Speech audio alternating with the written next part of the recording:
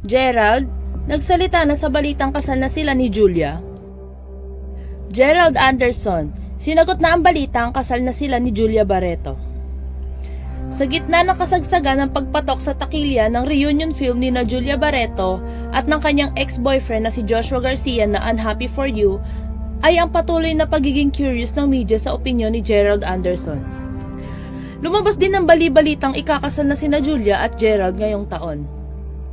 Matatandaan na matapos mag-break ni na Julia at Joshua ay nakumpirma din agad na may namamagitan kay Julia at Gerald.